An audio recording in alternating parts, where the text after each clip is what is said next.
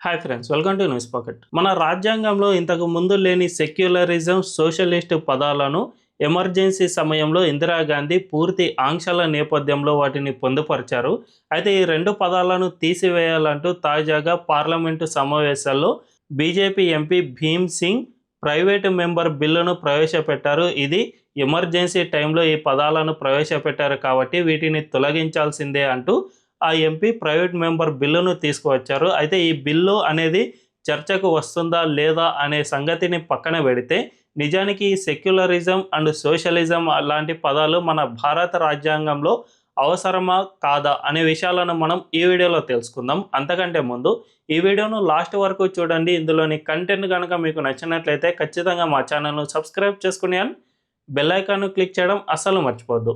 ఇక డీటెయిల్స్లోకి వెళ్తే ముందుగా సెక్యులరిజం అనే వర్డ్ ఎక్కడి నుంచి వచ్చింది అనే విషయాన్ని మనం తెలుసుకుందాం. యూరోప్ దేశాల్లోని గతంలో అంటే 1700 ఆ టైంలో అక్కడ పెద్ద ఎత్తున ప్రభుత్వంలో మతపరమైన భావాలు అనే వాటిని జొప్పించేవాళ్ళు. ఎక్కువగా మనందరికీ తెలుసు యూరోప్ దేశాల్లో క్రిస్టియానిటీ మతం అనేది ఎక్కువగా ఉంటుంది కాబట్టి ఆ క్రిస్టియానిటీ మతంలోని క్రైస్తవ బోధకులు ఎక్కువగా ప్రభుత్వంలో జోక్యం చేసుకునేవారు. దీంతో అప్పట్లో యూరోప్లో ఒక రెవల్యూషన్ అనేది స్టార్ట్ అయింది. మతపరమైన జోక్యం వల్ల ప్రభుత్వం సరిగ్గా ఫంక్షనింగ్ చేయలేదు. దీనివల్ల ప్రజలపై పెద్ద ఎత్తున ఆంక్షలు అనేవి కూడా జరుగుతూ ఉన్నాయి.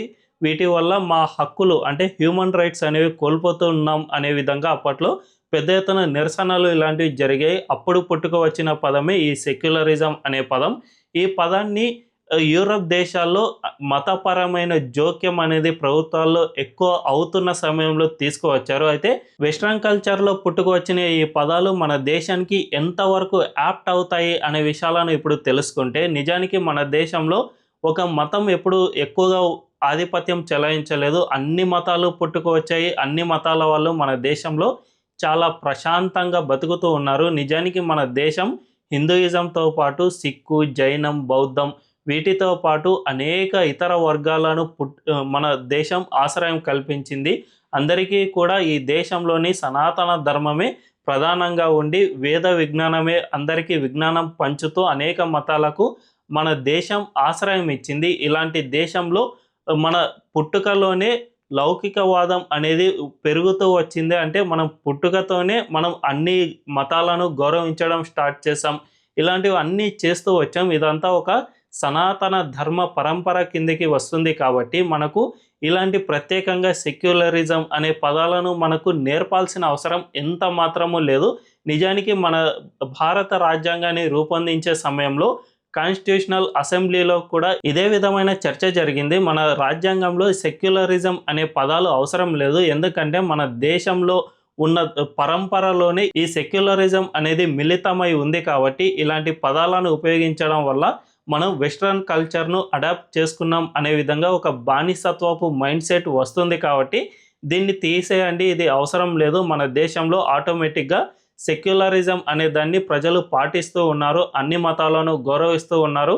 ఒక మతం ఇంకో మతంపై ఆధిపత్యం చెలాయించడం లేదు అనే చర్చ జరిగింది. దీంతో అప్పట్లో ఈ సెక్యులరిజం అనే పదాన్ని మన రాజ్యాంగంలో జొప్పించలేదు. కానీ ఇందిరాగాంధీ తాను ఎమర్జెన్సీ విధించిన టైంలో ఈ సెక్యులరిజం అనే దాన్ని తీసుకువచ్చారు. ఎందుకంటే మన దేశంలో అప్పటికే మైనారిటీ బుజ్జగింపు రాజకీయాలు చాలా పీక్ స్టేజ్కు వెళ్ళిపోయాయి కాబట్టి వాళ్ళను బుజ్జగించే క్రమంలో ఈ సెక్యులరిజం అనే పదాన్ని జొప్పించారు. దీంతోపాటు సోషలిస్ట్ భావాలను ఒక్కసారి చూసుకుంటే ఒకప్పుడు సోవియట్ యూనియన్గా ఉన్న రష్యా తన దేశంలో ఈ సోషలిజాన్ని ఎక్కువగా అమలు చేసింది. దీనివల్ల ప్రభుత్వ రంగ సంస్థలు మాత్రమే ఎక్కువగా మనుగడ సాగించడం స్టార్ట్ చేశాయి. ప్రైవేటైజేషన్ అనేది ఎక్కడా కనిపించేది కాదు. అన్ని ప్రభుత్వ రంగ సంస్థల నుంచి ఉత్పత్తి అనేది స్టార్ట్ అయ్యేది. అయితే ఇది రష్యాలోని డిక్టేటర్షిప్ లాంటి ప్రభుత్వాల కింద ఇది సాధ్యమైంది. కానీ మన దేశంలో ప్రజాస్వామ్య ప్రభుత్వంలో ఇది అస్సలు సాధ్యం కాలేదు. మనందరం ఒక్కసారి చూసుకుంటే గతంలో ఒక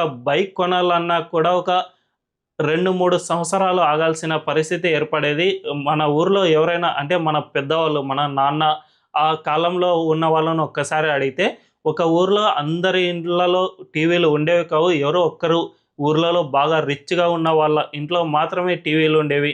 అండ్ టెలిఫోన్ కూడా మనం పక్కింటికి వెళ్ళి మాట్లాడాల్సిన పరిస్థితి ఏర్పడేది. సో ఈ విధంగా గతంలో ప్రభుత్వ రంగ సంస్థలు ఉన్నప్పుడు మనం జస్ట్ ఒక టెలిఫోన్ లైన్ తీసుకోవాలన్నా ఒక 6 నెలలు ఆగాల్సిన పరిస్థితి ఏర్పడేది. అండ్ ఒక టీవీ కొనాలన్నా కూడా ఒక 6 నెలలు ఆగాల్సిన పరిస్థితి ఏర్పడేది. ఈ విధంగా అనేక పరమైన ఇబ్బందులు ఏర్పడేవి. ఎప్పుడైతే పివి నరసింహారావు 1991లో మన దేశంలో ప్రైవేటైజేషన్ ఎంకరేజ్ చేశారో అప్పుడే మన దేశం ఆర్థిక సంస్కరణల వైపు దూసుకు వెళ్ళింది. ప్రైవేటైజేషన్ ఎప్పుడైతే అమలు చేశారో అప్పుడే మన దేశంలో సోషలిస్టు అనే పదానికి పూర్తిగా మూత పడినట్టే చెప్పుకోవచ్చు. ఇప్పటి కాలంలో మనం ఒక్కసారి చూస్తే ప్రైవేటు బ్యాంకులకు ప్రభుత్వ బ్యాంకులకు ఎంత తేడా ఉంటుంది అండ్ ప్రైవేటు సంస్థలకు ప్రభుత్వ సంస్థలకు సర్వీసులో ఎంత తేడా ఉంటుంది అనేది మనం ఇట్టే గుర్తించవచ్చు. ఇక ఉత్పత్తికి సంబంధించిన అంశాలను చూస్తే ప్రైవేటు సంస్థలు ఎంతగా ఉత్పత్తి చేస్తాయి లేదంటే ప్రభుత్వ రంగ సంస్థలు ఎంతగా ఉత్పత్తి చేస్తాయి అనే విషయాన్ని కూడా మనం ఇట్టే పసిగట్టవచ్చు. సో ఇవన్నీ చూసుకుంటే ఖచ్చితంగా మన దేశంలో ఇప్పుడు సోషలిజం అనేదే లేదు. దీన్ని పూర్తిగా మనం తొలగించేసాం. అలాంటి పదాన్ని మనం రాజ్యాంగంలో పొందుపరిచామంటే పూర్తిగా వెస్ట్రన్ కల్చర్ను మనం ఇక్కడ తీసుకువచ్చి అమలు చేస్తున్నామని చెప్పుకోవడమే. ఈ 2 పదాలు కూడా పూర్తిగా బానిసత్వపు భావజాలాన్ని మన దేశంలో జొప్పిస్తున్న పరిస్థితికి అద్దం పడుతూ ఉన్నాయి. సో ఈ 2 పదాలు మన దేశంలో ఆల్రెడీ ఇందులో సెక్యులరిజం అనేది మనకు ఆల్రెడీ మిళితమై ఉంది. మనకు ఏ ఒక్కరు ముఖ్యంగా వెస్ట్రన్ కల్చర్లో ఉన్న వాళ్ళు మనకు నేర్పించాల్సిన అవసరమే లేదు. ప్రపంచంలో అన్ని దేశాల కంటే మన భారతదేశంలోనే ఎక్కువ వర్గాలు ఎక్కువ మతాలు చాలా స్వేచ్ఛగా మనుగడ సాగిస్తూ ఉన్నాయి. ఒక రకంగా చెప్పుకోవాలంటే ఇజ్రాయెల్లోని యూదులను ప్రపంచమంతా ఊచకోత కోస్తున్న సమయంలో మన భారతదేశంలోని గుజరాత్లోనే ఒక రాజు మాత్రమే వాళ్ళను కాపాడారు. ఇప్పటికీ కూడా ఇజ్రాయెల్లో ఆ రాజుకు సంబంధించిన అనేక విగ్రహాలు కనిపిస్తూ ఉంటాయి.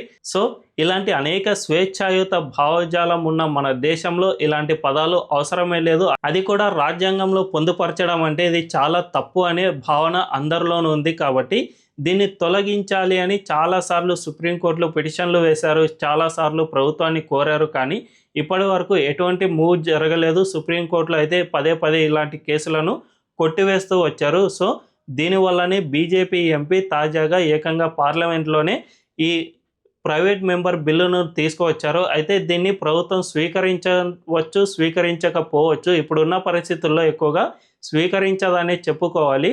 కానీ ఇది భవిష్యత్తు తరాలకు అండ్ భవిష్యత్తులో ఎప్పుడోసారి దీన్ని రిమూవ్ చేసేందుకు ఇది ఒక తొలి అడుగుగానే మనం భావించాల్సి ఉంటుంది. దీనివల్ల ప్రజల్లో పెద్ద ఎత్తున చర్చ అనేది జరుగుతుంది. ఈ చర్చ బాగా జరిగినప్పుడు ప్రజలందరిలో దీనిపై ఒక ఐడియా వచ్చినప్పుడు ఎప్పుడోసారి బీజేపీ కావాలని అనుకుంటే ఖచ్చితంగా ఈ 2 పదాలను తొలగించే అవకాశం ఎంతైనా ఉంది అనే చెప్పుకోవచ్చు. మరి ఈ 2 పదాలను మన భారతదేశ రాజ్యాంగంలో ఉంచాలా లేదంటే అవసరం లేదా అనే విషయంపై మీ అభిప్రాయాన్ని కామెంట్ల రూపంలో తెలియజేయండి. అండ్ ఈ వీడియో కనుక మీకు నచ్చినట్లయితే ఖచ్చితంగా మా ఛానల్ను సబ్స్క్రైబ్ చేసుకోండి అండ్ బెల్ ఐకాన్ క్లిక్ చేయడం అస్సలు మర్చిపోవద్దు.